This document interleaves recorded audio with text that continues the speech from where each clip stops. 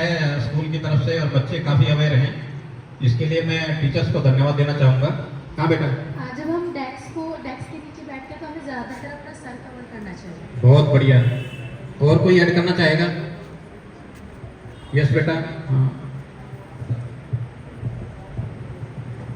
जब जैसे अगर भूकंप आता है तो हमें कभी भी बिल्डिंग के आसपास या फिर पेड़ पौधे होते हैं वहाँ पे नहीं जाना चाहिए, एक खुले मैदान में हमें खड़े रहना चाहिए। बहुत बढ़िया, बच्चे के लिए तालियां। अगर हम क्लास में हैं ना तो हमें ना मतलब जो होता है प्लास्टर जो दरवाजे के ऊपर होता है वो ज़्यादा मजबूत होता है तो हमें उसके नीचे खड़ा होना चाहिए। बहुत बढ़िया है। अगर हम इस बिल्डिंग की बात करें तो अभी हम इस सिचुएशन में कि यहाँ पे भूकंप आ गया तो व्हाट वी विल डू, क्या करेंगे? One by one please. तो मेजरली अगर ऐसा होता है कि सडनली अर्थक्वेक आ जाता है तो जैसे कि हमें प्रिकॉशंस में पता है तो पिलर्स जो होते हैं वो ज़्यादा मजबूत होते हैं, स्ट्रॉन्ग होते हैं, तो हम पिलर्स के पास जाकर खड़े हो जाएंगे। अगर हमारे पास कोई ऐसा मटेरियल है जिससे हम अपना हेड कवर कर सकें तो हमें अपना हेड ज़रूर कवर करना चाहिए, क्योंकि अगर हेड बचा रहेगा तो हम सर्वाइव कर पाएंगे। वेरी गुड, बहुत बढ़िया, तालियां। ओके, ऑलमोस्ट आप लोगों ने कवर कर दिया, थैंक यू वेरी मच। हमें ज़रूरत नहीं पड़ी, आप लोग काफ़ी अवेयर हैं, मुझे बड़ी खुशी है। और जैसे कि हम बात कर रहे थे, बिटिया ने भी बताया और काफ़ी बच्चों ने बताया, इसका एक फॉर्मूला होता है DCH। ड्रॉप मतलब आप जमीन पे लेट जाइए या अपनी पोजीशन छोटी से छोटी बना लीजिए, ठीक है। कवर इफ अवेलेबल एनीथिंग, आपका स्कूल का बेंच हो सकता है, आपका पोडियम हो सकता है, आपका बेंच हो सकता है ना, आपकी चेयर हो सकती है, तो उसके नीचे आप छुप जाइए। आपके पास में आपका स्कूल बैग है, आप अपने हेड को कवर कर लीजिए। आपके पास में कोई बुक है, उससे आप अपना हेड को कवर कर सकते हैं, क्योंकि सबसे सेंसिटिव पार्ट हमारा क्या होता है? हेड होता है, जो वाइटल ऑर्गन्स बोलते हैं, तो वो हमारा वो बचा अगर रहेगा तो हम सर्वाइव कर लेंगे। दूसरा बेटी ने बताया कि पिलर्स हैं जो सबसे मजबूत होते हैं बिल्डिंग में, तो उसके पास चले जाएं, उसको पकड़ लें, है ना। ड्रॉप, कवर, होल्ड, ये फार्मूला आप याद रखना, DCH। अगर वो कुछ भी याद नहीं रहेगा तो DCH आप पक्का याद रखना, ठीक है। और जब बिल्डिंग गिरती है तो जो पिलर होते हैं वहां पे एक वॉइड स्पेस बनता है। सपोज दैट भूकंप आता है, भूकंप के बाद में आफ्टर शॉक भी आते हैं, वो ज्यादा खतरनाक होता है। भूकंप आ गया कुछ पल के लिए और वो हिला के चला गया, लेकिन उसके बाद आफ्टर शॉक भी आते हैं।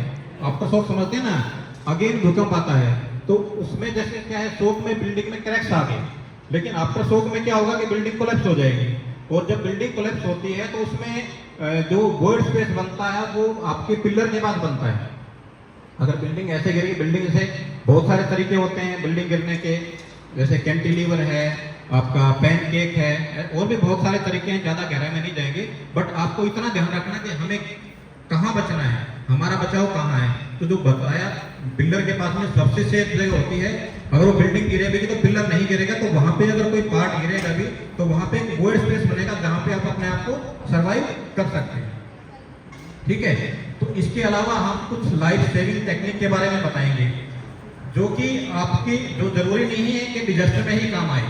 ये आपकी रोजमर्रा की जिंदगी में, आप कहीं जा रहे हैं, आप घर से स्कूल आ रहे हैं या स्कूल से घर जा रहे हैं या घर में काम कर रहे हैं, उस दौरान भी आप कहीं सफर कर रहे हैं या कहीं आप पिकनिक पे जा रहे हैं, उसके बारे में भी आपको लाइफ सेविंग टेक्निक के बारे में बताया जाएगा कि कैसे आप लोकल रिसोर्सेज का उपयोग करके आप अपने अपने परिवार की किसी साथी की जान बचा सकते हैं। Are you ready? Okay, very good. तो कुछ ऐसे ही कुछ टेक्निक के बारे में हम बात करते हैं। और जैसे एग्जाम्पल के लिए आप यहाँ से स्कूल जा रहे हैं, आप अपनी गाड़ी में जा रहे हैं, पर्सनल व्हीकल में जा रहे हैं, बाइक से जा रहे हैं, साइकिल से जा रहे हैं, तो चोट किसी को भी लग सकती है, लग सकती है। आप स्कूल में आए हैं, आपका गेम पीरियड होता है सभी का, सभी खेलते हैं, volleyball, football, kho kho, whatever, आप कोई भी गेम खेलते हैं, तो खेलते समय आपके हाथ में कहीं चोट लग सकती है या आपके पाँव में लग सकती है।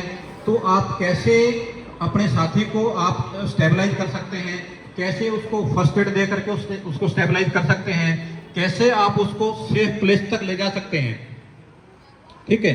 और उसके अलावा अगर किसी की लाइफ खतरे में है स्कूल में आप आए हैं, आप सफ़र कर रहे हैं, आप कहीं भी हैं, अगर किसी को कोई चलते चलते या बात करते, जैसे मैं अभी यहाँ पे बोल रहा हूँ या वहाँ पे टीचर्स खड़े हैं, अगर कोई कोलैप्स हो जाए, अचानक से अनकॉन्शियस हो जाए, तब ब्लड लॉस होगा तो उसमें आपकी जान भी जा सकती है। तो कैसे उसको स्टेबलाइज करके हॉस्पिटल तक पहुँचाया जाता है, तो उसके बारे में मैं जानकारी देने के लिए आमंत्रित करूँगा मेरे साथी SI पंकज वर्मा।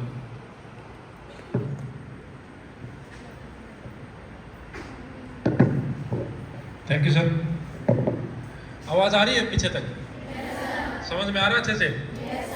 चलिए, अभी सर ने आपको एनडीआरएफ के बारे में बता दिया। एनडीआरएफ क्या है, डिजास्टर क्या है, कितने प्रकार का होता है, अर्थक्वेक में क्या ड्रिल हमने अपनानी है, वो सब बता दिया।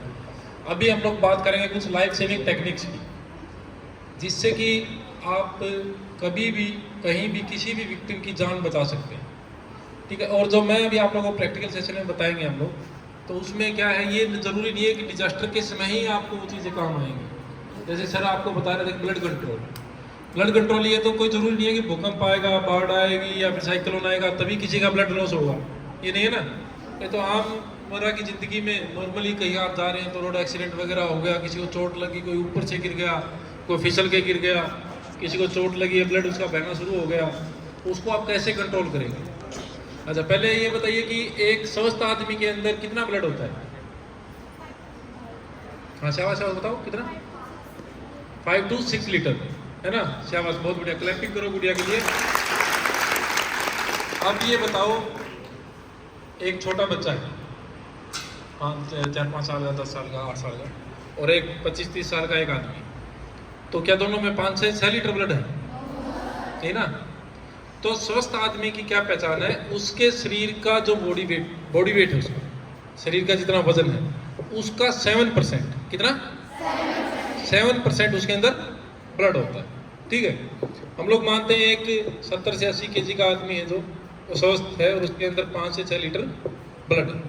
अगर 1 लीटर ब्लड किसी आदमी का लॉस होता है तो क्या होता है, उसको खतरा होना शुरू हो जाता है, और 2 लीटर जब उसका ब्लड लॉस हो जाएगा तो उसकी जो सिचुएशन है वो क्रिटिकल हो जाती है, नाजुक हो जाती है, उसकी जान को खतरा हो जाता है। ठीक है, तो कैसे आपने ब्लड को रोकना है, ब्लड को लॉस होने से कैसे बचाना है, ये हम आपको बताएंगे। ब्लड कंट्रोल करने के 4 तरीके होते हैं। कितने होते हैं? 4।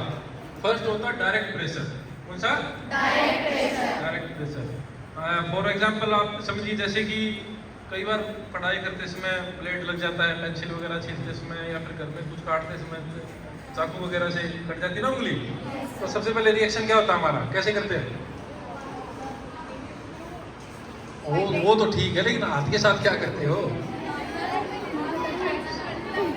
हाँ, सबसे पहले मान लो उंगली में चोट लगी तो सबसे पहले क्या करते हैं, उसको ऐसे दबा के रखते हैं ना, यही डायरेक्ट प्रेशर है। लेकिन गलती हम लोग क्या करते हैं, जब लगा, चोट लगा, थोड़ा सा हमने उसको दबाया, अभी 30 सेकंड भी नहीं हुई थी, कोई साथी आ जाता है, सहेली आ जाएगी आपकी, या फिर घर में हो तो मम्मी पापा आ जाएंगे, बोले क्या हुआ, बोला ये कट गया, बोला दिखा, तो हम लोग क्या करते हैं, प्रेशर को रिलीज कर देते हैं, छोड़ देते हैं।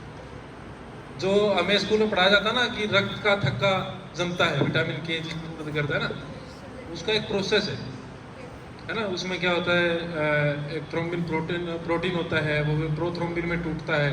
उसके बाद एक जो हमारी ब्लड वेसल होती है, जहाँ से वो पंचर हुई है, जिसमें से ब्लड निकल रहा है, वो उसमें एक झिल्ली बनती है, वो एक पूरा प्रोसेस है। है कि हमारा जो रेस्क्यू है, इसमें यहाँ पे उसको चोट लगी है और इसका ब्लड बह रहा है, तो आपने सबसे पहले क्या करना है, कोई साफ कपड़ा या रुमाल, उसकी मदद से उसको लेना है, और उसके जहाँ से ब्लड लॉस हो रहा है वहाँ पे इस प्रकार से आपकी चारों उंगलियाँ ऊपर से और अंगूठा नीचे से, जो वहाँ आपने कपड़ा रखा जहाँ से चोट लगी है, वहाँ आपने क्या करना, चारों उंगलियों से दबाना और अंगूठे की सपोर्ट से उसको प्रेशराइज करके रखना। ठीक है, ये था फर्स्ट क्या, डायरेक्ट प्रेशर। सेकंड वन है हमारा एलिवेशन। एलिवेशन समझते हो, एलिवेट करना, किसी चीज़ को ऊपर उठाना, है ना। तो एलिवेशन कहाँ से, एलिवेशन, हाँ, उसको ऊपर करना, कहाँ से ऊपर, नहीं ऊपर, ऊपर किससे, कंधे से ऊपर, सिर से ऊपर, हार्ट से ऊपर, कहाँ से ऊपर, सर से ऊपर। चलिए ठीक है, सर से ऊपर आ गया, उसमें सब कुछ कवर ही होगा, सर से ऊपर कर दिया तो सबसे ऊपर ही हो गया वो, है ना, हार्ट से ऊपर। शाबाश, बहुत बढ़िया, क्लैपिंग करो गुड़िया के लिए। किसने बताया, खड़ा हो बता दो, किसने बताया हार्ट से ऊपर? शाबाश, हार्ट से ऊपर क्यों? ये भी तो पता ना है ना, हार्ट से ऊपर क्यों? क्या बताओ? हाँ, ब्लड क्या करता है? पंप करता है, पंप करता है ना, पंप करता है तो फिर क्या है, सारे शरीर में ब्लड का सर्कुलेशन होता है। ठीक है। अच्छा, जब आप लोग जब क्लास में कुछ शरारत करते हो तो मैडम आप लोग पनिशमेंट देती है, बोलते हैं हाथ ऊपर करके खड़े हो जाओ, बोलती है ना, तो उससे क्या होता है फिर हाथों में दर्द होता है और थोड़ा थोड़ा सुन्न होना शुरू हो जाता है। क्यों? यही कारण है, जब हम लोग एलिवेट करते हैं हार्ट के ऊपर, हार्ट लेवल से ऊपर हमारे शरीर के अंग को, जिस सर्कुलेशन से हमारी सेल को ब्लड चाहिए, ऑक्सीजन चाहिए, ऑक्सीजन कौन कैरी करता है? ब्लड कैरी करता है ना।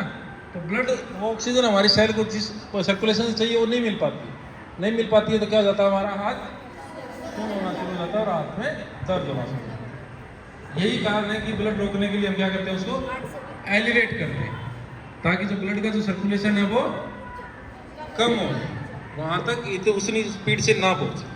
ठीक है। अच्छा, ये तो हाथ की बात थी। अगर किसी के पैर में चोट लगेगी तो क्या करोगे? यही तो बात है ना। शाबाश, क्लैपिंग करो गुड़िया के लिए। क्या करेंगे, लेटा के उसको क्या करेंगे, एलिवेट कर देंगे। ठीक है। आप कहीं तो सोच रहे होंगे कि पैर उठा के हाथ से ऊपर, है ना। चलिए, थर्ड है हमारा प्रेशर पॉइंट। थर्ड क्या है? Pressure point. प्रेशर पॉइंट क्या होता है, ये हमारी सिंगल बोन होती है, यहाँ शोल्डर से लेके और कोहनी तक, एल्बो तक, इसको बोलते हैं ह्यूमरस। क्या बोलते हैं? इस सिंगल बोन का नाम है ह्यूमरस। ठीक है।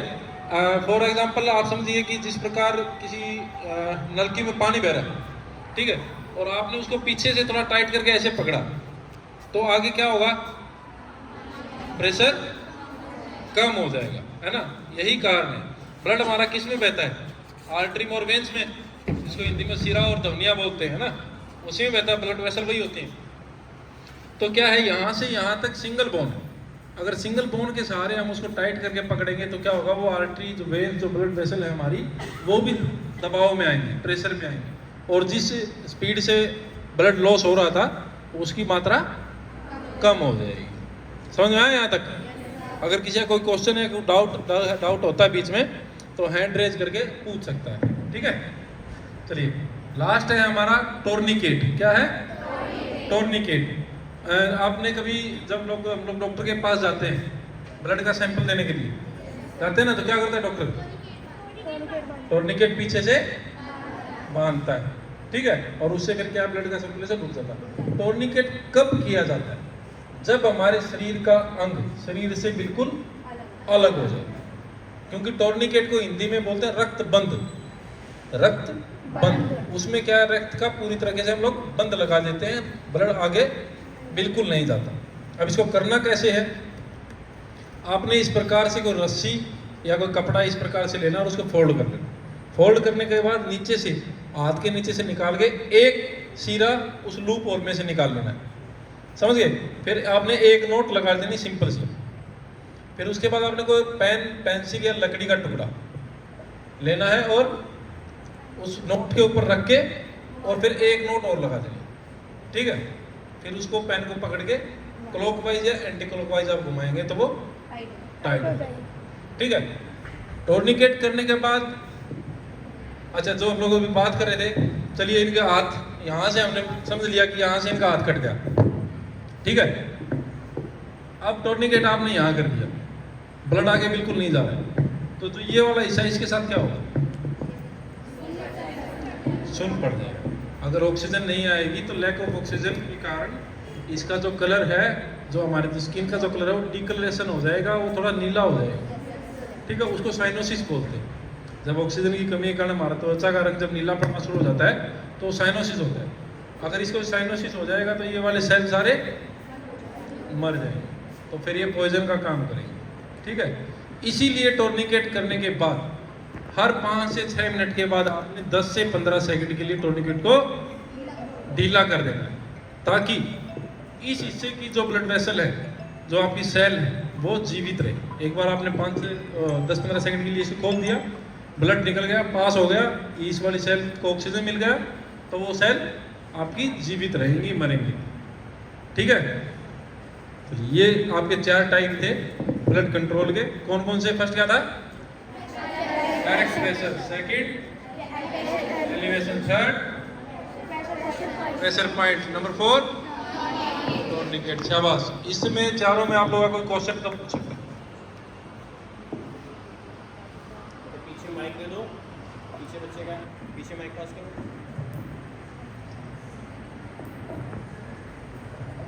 सर जैसे कि आपने कहा था कि यूट्रस को प्रेशर वो पॉइंट करना है, तो अगर सर पैर पे लगा हो तो उसे कैसे करें? पैर में। शाबाश, बहुत बड़ा कलर नहीं करो बुढ़िया। पैर में भी है, पैर में यहाँ जांघ की हड्डी से लेके यहाँ तक नी तक हमारी सिंगल बोन, उसको फिमरल बोलते हैं। क्या बोलते हैं? फिमरल बोलते हैं। उसके बाद फिर हमारी 2 बोन होती है आगे, जैसे हाथ में इधर रेडिसल्ना होती है, यहाँ पर टिबिया फिबिया होती है, आगे घुटने से आगे ना 2 बोन होती है, इसलिए हम लोग सिंगल बोन से पकड़ते हैं। ठीक है, तो शाबाश, वेरी गुड। और किसी का क्वेश्चन? हाँ प्लीज। माइक पीछे पास कर दो। सर अगर किसी में चोट लग गई तो? सिर में। हाँ, मैं वही सोच रहा था, अभी तक हाथ पैर तक सीमित है, बाकी शरीर का क्या है? किसी ने कुछ पूछा ही नहीं। चलो शाबाश, बहुत बढ़िया भैया। अभी सिर का हम बताते हैं आपको। अगर आपको हेड इंजरी हो गई है तो आपने कैसे, देखो अप्लाई वही करना है, सिस्टम वही है, उसका लॉजिक समझो आप। अब सिर है, सिर तो वैसे ही सर से एलिवेट है, 8 लेवल से एलिवेट है ना, वैसे ही है। तो हम क्या इसमें यूज कर सकते हैं? फर्स्ट क्या था? डायरेक्ट प्रेशर, है ना। अब डायरेक्ट प्रेशर को आपने करना कैसे है वो आप देखो, साइंटिफिक उसका तरीका कैसे है। आपने इस प्रकार से कोई मतलब कोई साफ कपड़ा या रुमाल वगैरह लेना है, जैसे गोज पीस है, हमने मान लिया कि इनके यहाँ पर चोट लगी सिर में ऊपर, ठीक है। तो उसके बाद आपने क्या करना है, इस प्रकार से कोई कपड़ा लेना, तिकोना, तो जरूरी नहीं है तिकोना आपके पास अगर वो है, क्या बोलते हैं, कोई टॉवल है या कोई स्केर है या रेक्टेंगल टाइप में कोई कपड़ा है, आप उसका एक कोना पकड़ के दूसरे कोने से मिलाओगे तो रेक्टेंगल बन जाएगा ना। हाँ, तो उसके बाद आपने क्या करना, देखो उसका जो लंबे वाला सिरा है, उस सिरे से आपने इसको हेड से लेके और पीछे इसकी नोट लगा देनी है, ऐसे लग गई। उसके बाद क्या करना आपने,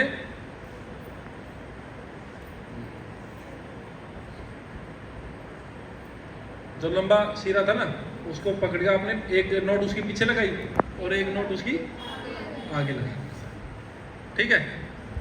ये आपके सर की बैंडेज हो जाएगी। और कोई? सर अगर पूरा बाजू कट जाए तो? पूरा बाजू कट जाए तो शाबाश, बहुत बढ़िया। अगर पूरा बाजू यहाँ से कट जाता है तो उसके बाद का क्या है, जो आपका देखो चीजें वही है, हमने करना क्या है, जिस जहाँ से ब्लड वेसल से ब्लड बह रहा है उसके पीछे ही तो कार्रवाई करेंगे सारी, है ना। तो आपने क्या करना है, यहाँ से इस प्रकार से उसको दबा के रखना है। और दूसरा, जहाँ से बाजू कटा है आपने ये बल्कि ड्रेसिंग बोलते हैं, बल्कि ड्रेसिंग है ये हमारे पास, सभी के पास, आपके पास नहीं होगी, तो आपने क्या करना है, बल्क में कपड़ा लेना, मतलब ज़्यादा मात्रा में कपड़ा लेना। कपड़ा लेने के बाद क्या आपने, जहाँ से उनकी बाजू कटी है वहाँ पर उसको ऐसे लगाना है और एक बैंडेज बांध देंगे, ठीक है।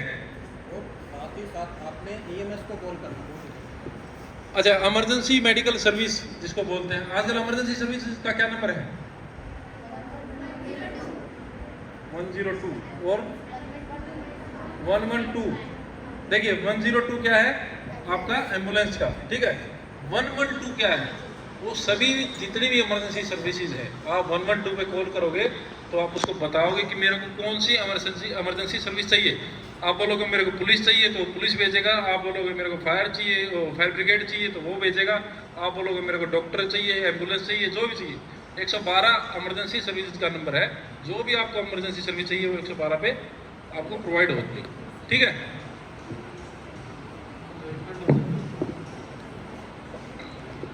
चलिए एक सिचुएशन कई बार हम लोग देखते हैं ना, टीवी में देखते हैं, कहीं किसी के साथ भी हो सकती है घटना, कोई ऑब्जेक्ट इम्पेल्ड हो जाता है हमारे शरीर के अंदर, है ना।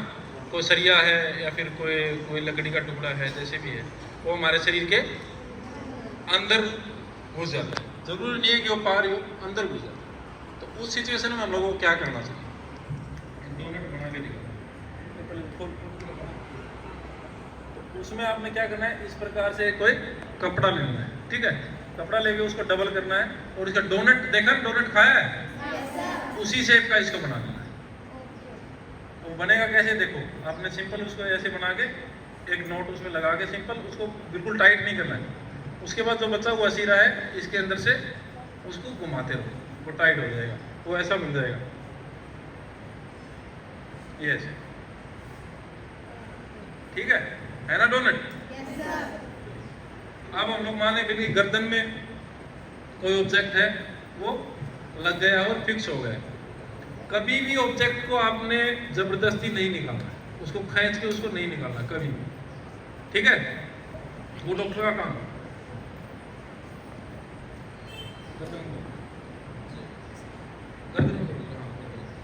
अब यहाँ पर हमने मान लिया वो ऑब्जेक्ट है नहीं, गर्दन में लग गया, तो इसमें आपने क्या लेना है, इसको स्टेबल करने के लिए सबसे पहले क्या करना, जो डोनट बनाया था ना, उस डोनट को उस ऑब्जेक्ट के अंदर से डाल के ऐसे लगा देना सबके नीचे। उसके बाद आपने ये गोज पीस को एक आप उसमें रुमाल वगैरह कोई साफ कपड़ा यूज कर सकते हैं, वो गोज पीस वगैरह लगा के, और फिर आपने इसमें बैंडेज का इस्तेमाल करता है, इलास्टिक बैंडेज का, ठीक है। इसमें क्या होता है, स्ट्रेच होता है ना, स्ट्रेचेबल होती है, ताकि अगर आपने इसे बिल्कुल टाइट बांध दिया गर्दन से तो आदमी को सांस लेने में परेशानी होगी। अगर स्ट्रेचेबल होगा तो उसको दिक्कत नहीं होगी, ठीक है। बस फिर उसको आपने स्टेबल कर देना है, ठीक है। हाँ बिल्कुल अंदर ही चला गया है, तो अंदर अगर चला गया है अभी ऑब्जेक्ट उसके बिल्कुल अंदर ही चला गया है तो आपने डोनट का इस्तेमाल नहीं करना, सिर्फ विक्टिम को आपने स्टेबल करना है। जहां पे चोट लगी है उस एरिया को, उस जगह को आपने मूवमेंट नहीं करने देना जहां भी लगी है। और जैसे अगर ऐसे ही पड़ा है तो उसको कोशिश करो कि आप ऐसे ही कैसे उठाओ और एम्बुलेंस में रखो या स्ट्रेचर में रखो और उसको डॉक्टर के पास लेके जाओ, ठीक है। चलिए अभी ब्लड कंट्रोल हो गया पूरा, हाँ प्लीज। सर अगर हमारा गला कट गया तो हम वहाँ पे डायरेक्ट प्रेशर भी नहीं दे सकते और नॉट बांध के खून रोक नहीं सकते, तो उस सिचुएशन में हमें क्या करना है? गला कटेगा तो आदमी मर ही जाएगा। नहीं मतलब अगर वहाँ पे कट लग गया, हाँ। उससे खून आया जा रहा है बट वो सर्वाइव करेगा। अगर मान लो शार्प कट लग गया उसे गले में ना, हाँ तो वही आप उसमें क्या करोगे,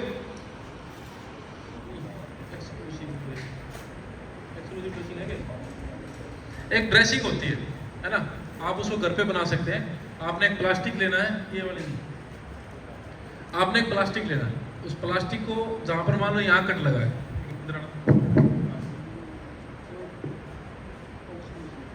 मान लो यहाँ कट लगा उसको, तो आपने क्या करना है, उसको एक प्लास्टिक काट के, आम जो आपके जो मोटा प्लास्टिक होता है थैली टाइप का, उसको आपने क्या करना है, उसको 3 साइड से बैंडेज कर चिपका देना है टेप लगा के, ठीक है। नीचे वाला सीधा क्या करना है, आपने उसको खुला छोड़ना है, ठीक है, क्योंकि जो ब्लड बह रहा है उसको आपने रोकना नहीं है।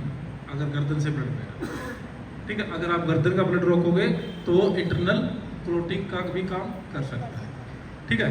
उसमें एक तो आप वो कर सकते हैं, और दूसरा अगर कोई थोड़ा कट है तो आप उसमें क्या करोगे, ये बल्कि जो हमने बताया था आपको पेट के लिए, उसका यूज करके हल्की बैंडेज बांध के डॉक्टर, ठीक है।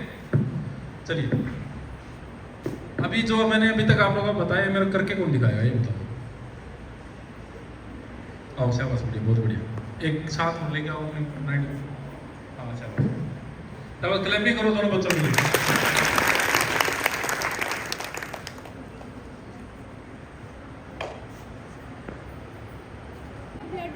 चलिए सबसे पहले फर्स्ट क्या था, डायरेक्ट प्रेशर करके दिखाइए।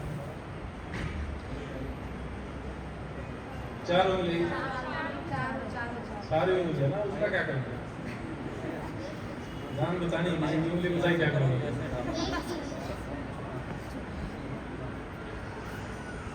ठीक है, सेकंड क्या था, एलिवेशन, एलिवेशन ऐसे थर्ड क्या था? Pressure point. Pressure point. Fourth क्या था? टोर्निकेट। चलो टोर्निकेट करके दिखाओ। टोर्निकेट कब किया जाता है?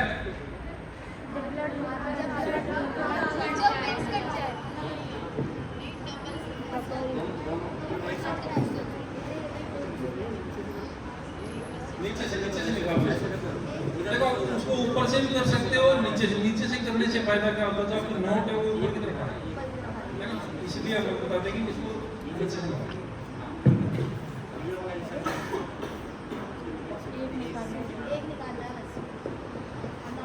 एक नोट लगा दो सिर्फ।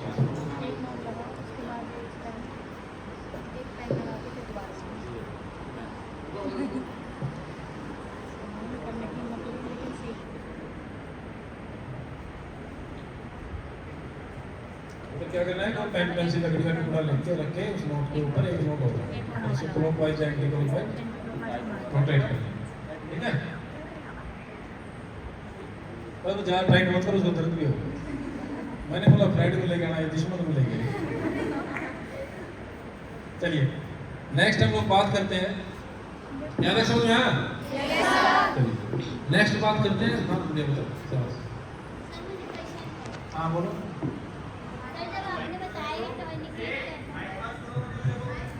बोलिए सर। ये टॉर्निकेट का आपने बताया, तो आपने बोला कि बाद में सेल डेड ना हो कि उसको काफी ढीला करो, लेकिन उसको हम खोलेंगे तो फिर उसको देखो, गुड़िया ने पूछा है जब टूर्नामेंट को हम लोग बार बार ऊपर लगा दिया, उसको 5-6 मिनट के बाद एक बार ढीला कर दिया, फिर टाइट कर दिया, है ना, फिर ढीला कर दिया, फिर टाइट कर दिया, तो उसको खोलेंगे कब? ये तो नहीं है जब तक वो पेशेंट जीवित रहेगा तब तक ये खोलने में मत करिए, वो काम डॉक्टर का। हम लोग आपको जो अभी बता रहे हैं ना, ये है वो जो स्थिति है, जो फिलहाल की जो सिचुएशन है वो खराब ना हो, समझे? हम लोग आपको डॉक्टर नहीं बना रहे, खुद भी डॉक्टर नहीं है, ठीक है? और ये भी नहीं आप लोगों को भी एक घंटे में डॉक्टर बन जाएंगे आप लोग। डॉक्टर का काम डॉक्टर करेंगे, वो डॉक्टर खोलेगा तब खोलेगा ना, उसको किस चीज लगेगा, क्या लगेगा, क्या नहीं लगेगा, वो डॉक्टर, ठीक है? चलिए नेक्स्ट।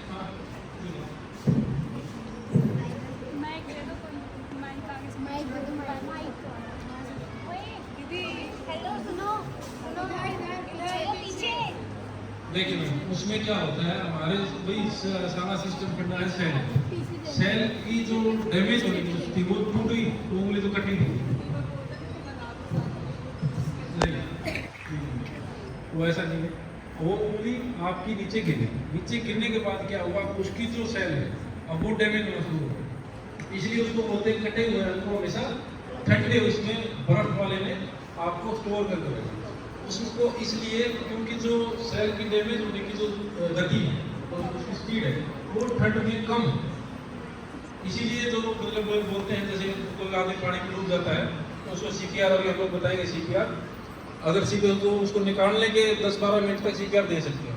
अगर वही आप किसी ठंडे एरिया में, बर्फ वाले एरिया में है, वहाँ तक 1-1.5 घंटे के बाद भी CPR देने के बाद आदमी जीवित हुआ है, मतलब वही सेल डैमेज होने की जो दर है उसको कम हो जाती है, बर्फ।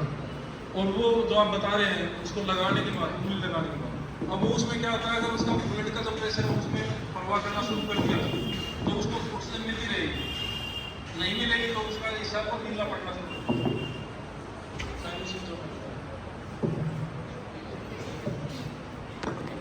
CPR सुना आपने? क्या होता है CPR? एक एक करके हाँ क्या बंद किया बताओ।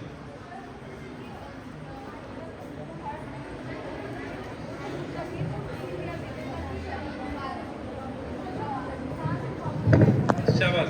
चलो गुड़िया ने बताया CPR के अंदर हम लोग क्या करते हैं, जब किसी का हार्ट रुक जाता है तो उसको कंप्रेशन देते हैं, उसको दबाते हैं। नेक्स्ट कोई और बता रहा था क्या? हाँ शाबाश, उसको मुंह से माउथ टू माउथ उसको वेंटिलेशन देते हैं ना, शाबाश। और चलिए मैं बताता हूँ आपको, बहुत बढ़िया बताया दोनों गुड़ियाओं ने। CPR क्या होता है? CPR का मतलब होता है, फुल फॉर्म होती है कार्डियोपल्मोनरी रिससिटेशन, मतलब हिंदी में इसका होता है कि हृदय गति को पुनर्जीवित करना, ठीक है? जिस विक्टिम का, जिस आदमी का हार्ट ने पंप करना बंद कर दिया, हार्ट ने बीट करना बंद कर दिया, इसको उठा के दिखा जा रहा है, बस बच्चे इसी को देख रहे हैं, ये किसी को काट के नहीं लेके आए, तुम लोग सोचो वीडियो काट के ले आए हैं दिखाने के लिए, नहीं, ये ऐसी मैनिक्यूर है, रबड़ का है, ठीक है। देख लिया सभी ने, रख दो। तो सभी का ध्यान इसी की तरफ था, पता नहीं किसको उठा के ले आए। चलिए अब सीपीआर के बारे में सुनिए। सीपीआर होता है जब किसी विक्टिम का हार्ट ने पंप करना, बीट करना बंद कर दिया है, उस आदमी को सीपीआर दिया जाता है। क्लियर है इतना? अच्छा अब मेरे को ये बताइए कि हार्ट कहाँ है? ऐसे नहीं, ऐसे आपको बीच में राइट वाला भी है, कोई सेंटर वाला भी है, कोई राइट लेफ्ट है ना। अच्छा लेफ्ट वाले हाथ उड़ाओ, शाबाश, वेरी गुड, डाउन। राइट वाले हाथ उठाओ, मन तो कर रहा। अच्छा अभी सेंटर में कहाँ? सेंटर में तो यहाँ से लेके यहाँ तक सेंटर ही है, चेस्ट यहाँ से लेके यहाँ तक चेस्ट ही तो है, इतना चेस्ट है, हार्ट इतना बड़ा थोड़ी है। हार्ट कहाँ सेंटर में? चलिए मैं बताता हूँ, देखिए जो हमारी दोनों रीढ़ को जोड़ने वाली जो हड्डी है इसको बोलते हैं स्टर्नम। क्या बोलते हैं? स्टर्नम।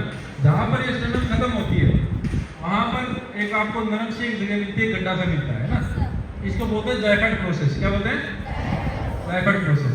अब आपने करना क्या है, विक्टिम के राइट साइड में बैठ के, राइट साइड में खड़ा होकर या बैठ के आपने अपने मास्टर हैंड की उंगली, मतलब मेरा मास्टर हैंड राइट हैंड है तो मैं राइट हैंड बता रहा हूँ, तो राइट हैंड की उंगली आपने क्या है उस जायफर्ट प्रोसेस पे रखनी है ऐसे, ठीक है। और फिर लेफ्ट हैंड की दो उंगलियां उस मास्टर हैंड की उंगली के ऊपर वाले सिरे में रखनी है, दो उंगलियां ऐसे माप के ऐसे, ठीक है। फिर राइट हैंड को आपने फ्री कर लेना। अब राइट हैंड की हथेली इन दोनों उंगलियों के ऊपर वाले सिरे में आपने टिकानी है ऐसे। अब इस हथेली के नीचे आपका हार्ट है, समझ आ गया? चलिए हार्ट को आपने लोकेट कर दिया। अब इधर से बताया था गुड़िया ने, जिसका हार्ट पंप करना बंद कर देता है उसको सीपीआर देते हैं। अब देखने से आपको पता लग गया इसका हार्ट पंप कर रहा है नहीं कर रहा।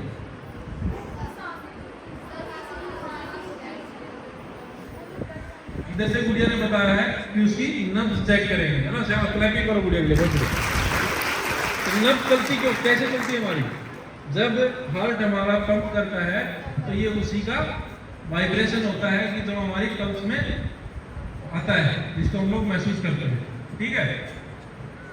अब कई बार सिचुएशन ऐसी होती है हार्ट हमारा बहुत धीरे धीरे पंप कर रहा होता है, ठीक है, तो उसका जो वाइब्रेशन है वो उतनी स्पीड से नहीं होता है जितना नॉर्मल हम लोग अपने हाथ की पल्स देख के चेक कर लेते हैं, ठीक है। अभी आप लोग अपनी पल्स चेक कर सकते हैं, अपनी पल्स चेक करके बताइए। मिल गई सभी को?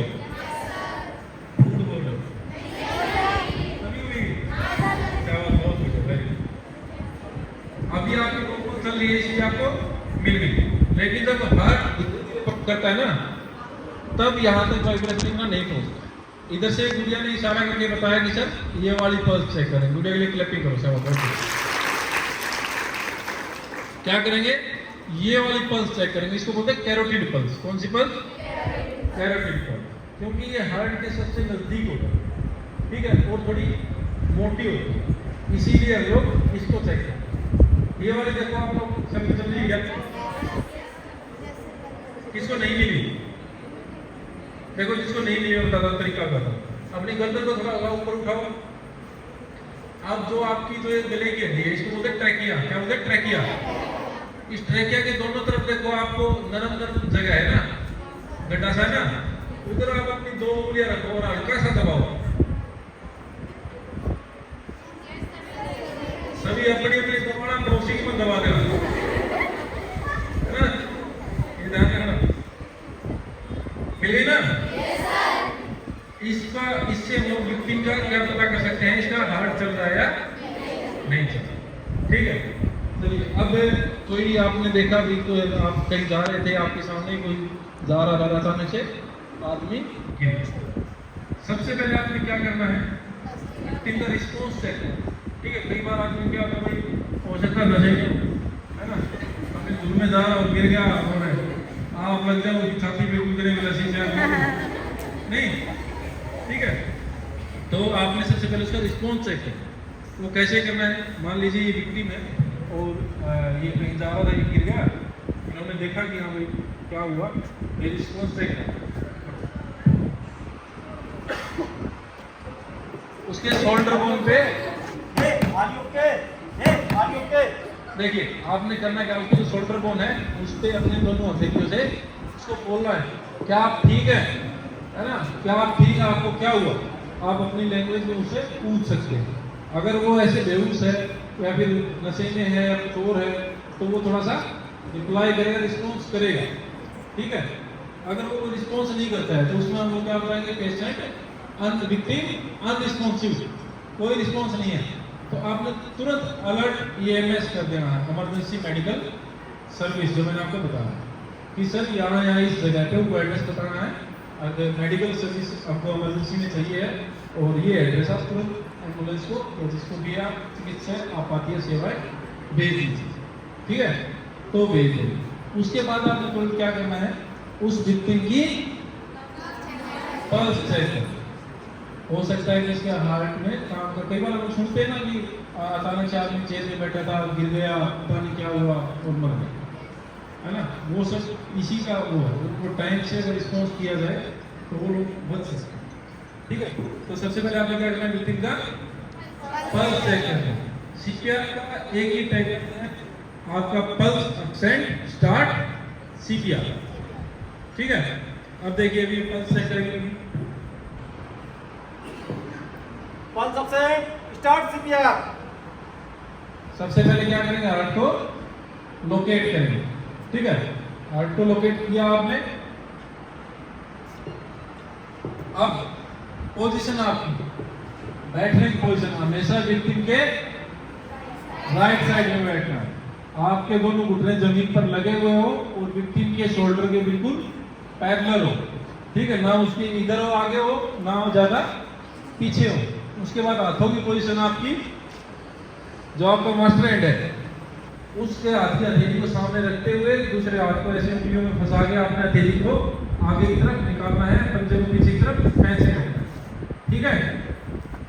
और फिर क्या है, पूरा आपका बॉडी वेट, पूरा बॉडी वेट आपका आपकी हथेली के ऊपर होना चाहिए, विक्टिम के चेस्ट के ऊपर, हाथ के ऊपर, और आपकी निगाहें सामने, ठीक है। ये आपकी है पोजीशन। अब बात करते हैं कंप्रेशन। जब CPR देते हैं तो एक आम आदमी में 5 से 6 सेंटीमीटर की डेप्थ तक कंप्रेशन करना है। 5 से 6 सेंटीमीटर का मतलब लगभग 2 इंच के बराबर, ठीक है।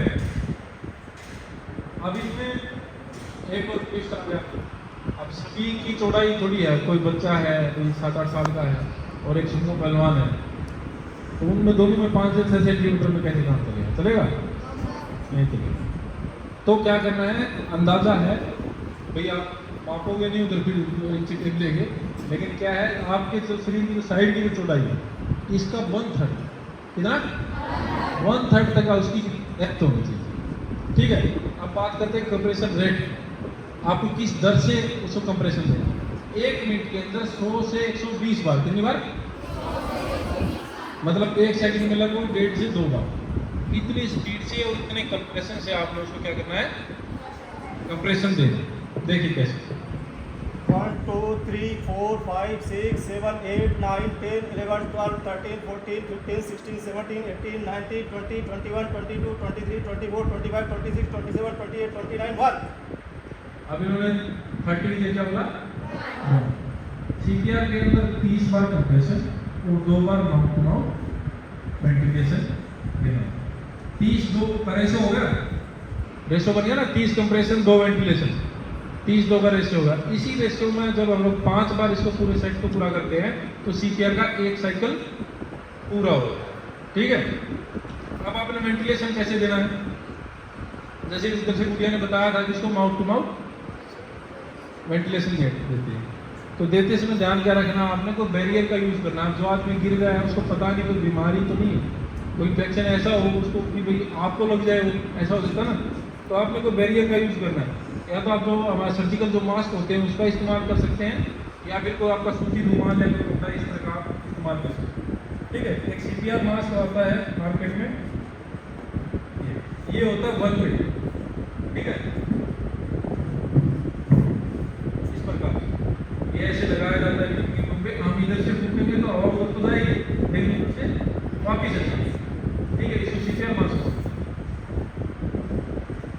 तो आपने क्या करना है, इस एरिया का यूज करना है। और जब हम माउथ टू माउथ वेंटिलेशन देंगे तो उसमें ध्यान रखने वाली बात यह है, आपने नाक को पिंच करके रखना है, या मुंह से फूंकोगे नाक से आवाज निकल जाए।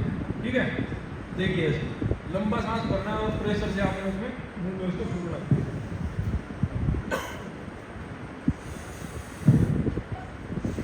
ऐसे, ठीक है, ऐसे ही करके आपने कंटिन्यू उसको रखना है जब तक कि आप डॉक्टर के पास समझिए। सीपीआर का लोग ग्लोथिक्स से ये है क्या, क्यों देना है, क्या मतलब है, क्या मतलब बताइए। देखिए इसका सिस्टम समझिए आप क्या है। हार्ट हमारा पंप कर रहा है, विक्टिम के हार्ट में पंप करना बंद कर दिया, तो हम लोग क्या कर रहे हैं, उसको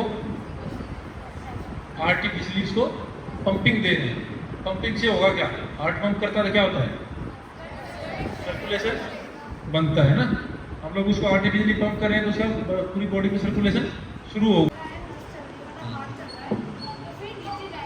हार्ट चल रहा है तो नहीं मतलब यही चल रहा हाँ, मतलब बहुत हाँ। धीरे वैसे नीचे जाएंगे नहीं, बहुत धीरे में भी नहीं, अगर पल्स आपकी चल रही है ना तो धीरे में भी नहीं देना।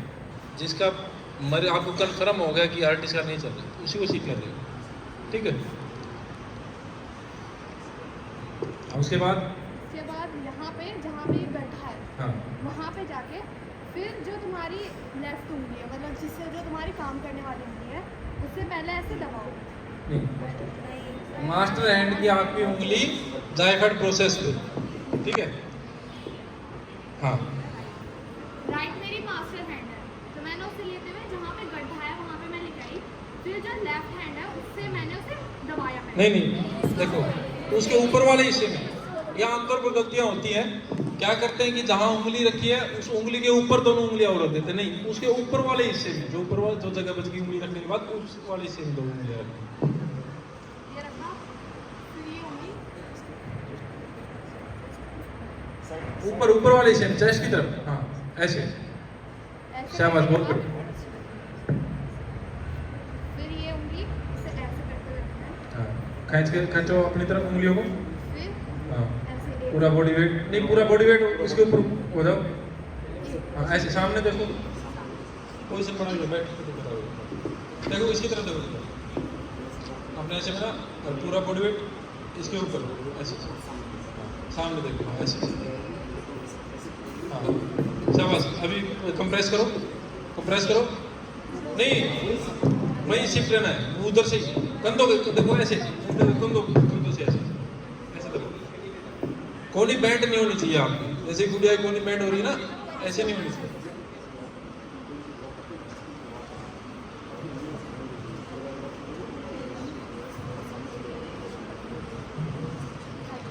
हाँ ऐसे, शाबाश, वेरी गुड, शाबाश, बहुत बढ़िया। क्लैप भी करो, बहुत बढ़िया।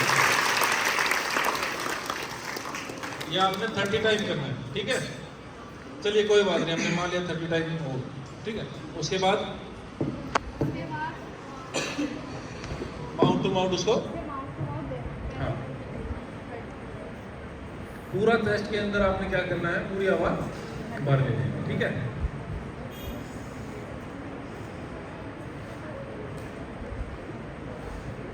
चलो बहुत बढ़िया, क्लैपिंग करो।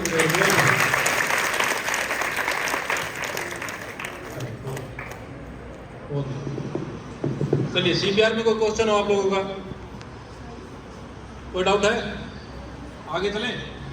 चलिए, so thank you very much sir, आज आपने हमारे स्कूल में आकर के सेशन लिया, इट वाज वंडरफुल। आपका कैसा एक्सपीरियंस रहा सर?